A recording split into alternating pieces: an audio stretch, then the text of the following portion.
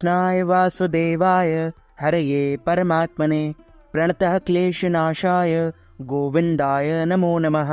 वसुदेव सुतं देवं कंसचारूणमर्दनं देवकी परमानंदम कृष्णं वंदे जगद्गुरु। सोमवती अमावस्या के दिन दान करने का विशेष महत्व हमारे धर्म ग्रंथों तथा पुराणों में बताया गया है। इस दिन जरूरतमंदों लोगों को वस्त्र, खाने का सामान या पैसे दान करने चाहिए। ऐसा करने से उनके घर में सुख, शांति और समृद्धि आती है और सभी प्रकार के रोग और दोष दूर हो जाते हैं। इस दिन दान करने से अक्षय फल की प्राप्ति होती है। अगर कोई व्यक्ति इस दिन किसी भी प्रकार के अन्न का दान करता है तो उसकी आयु लंबी होती है। इस दिन माता लक्ष्मी और गणेश भगवान की पूजा अर्चना करने का भी विधि विधान होता है। घर में सुख, शांति और समृद्धि के लिए माता लक्ष्मी और गणेश जी की पूजा किया जाता है। कार्तिक महीने के कृष्ण पक्ष में आने वाली इस सोमवती अमावस्या सबसे बड़ी अमावस्या कहा जाता है। इसमें रात में घना अंधेरा होता है। सोमवती अमावस्या के दिन सूर्योदय से पहले पवित्र नदी या तालाब में स्नान करना चाहिए। उसके बाद माता लक्ष्मी, गणेश भगवान, विष्णु भगवान और अपने पितरों के लिए पूजा अर्चना करनी चाहिए। उसके बाद जरूरतमंद लोगों को दान देना चाहिए। ऐसा करने से इंसान को कई प्रकार के पापों से मुक्ति मिलती है और घर में सुख समृद्धि बनी रहती है।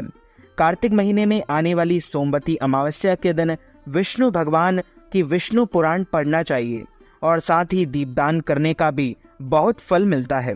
ज्योतिष शास्त्र के अनुसार एक साल में 3 या उससे अधिक ग्रहण शुभ नहीं माने जाते हैं। बताया जाता है कि अगर ऐसा होता है तो प्राकृतिक आपदाएं और सत्ता परिवर्तन देखने को मिलता है। ग्रहण से देश में रहने वाले लोगों को नुकसान होता है, बीमारियां बढ़ती है, देश की आर्थिक स्थिति में भी उतार चढ़ाव आते हैं। पंचांग के अनुसार कार्तिक मास की सोमवती अमावस्या 12 नवंबर 2023 को दोपहर 2:44 पर शुरू होगी और अगले दिन यानी 13 नवंबर 2023 को दोपहर 2:56 पर इसका समापन होगा। कार्तिक माह में सूर्योदय से पूर्व स्नान करने का विधान है। स्नान मुहूर्त सुबह 4:56 से सुबह 5:59 तक रहेगा। अभिजीत मुहूर्त सुबह 11:44 से दोपहर 12:27 तक रहेगा। और इस बार सोमवती अमावस्या का महापर्व 13 नवंबर 2023 को ही मनाया जाएगा। कार्तिक माह की सोमवती अमावस्या के दिन पूजा पाठ, दान पुण्य, मंत्र जप के साथ ही ध्यान भी किया जाता है और इससे नकारात्मक विचार दूर हो सकते हैं। अखंड सौभाग्य के लिए स्त्रियां इस दिन व्रत कर गंगा स्नान करती हैं।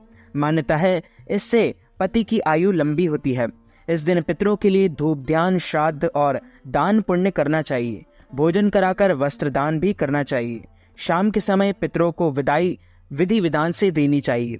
उस समय घर में और घर के बाहर दीपों की रोशनी करें ताकि पूर्वजों की अपने लोक लौटने में परेशानी ना हो।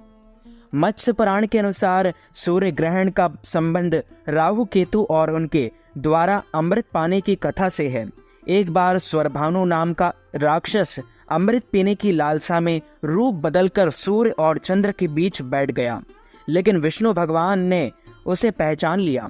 लेकिन तब तक स्वरभानु अमृत पी चुका था और अमृत उसके गले तक आ गया था। तब भगवान विष्णु ने अपने सुदर्शन से राक्षस का सिर धड़ से अलग कर दिया, लेकिन यह राक्षस अमृत पी चुका था, इसलिए मरकर भी जीवित रहा। इसका सिर राहु कहलाया और धड़ केतु। कथा के अनुसार उस दिन से जब भी सूर्य और चंद्रमा पास आते हैं, राहु केतु के प्रभाव से ग्रहण लग जाता है।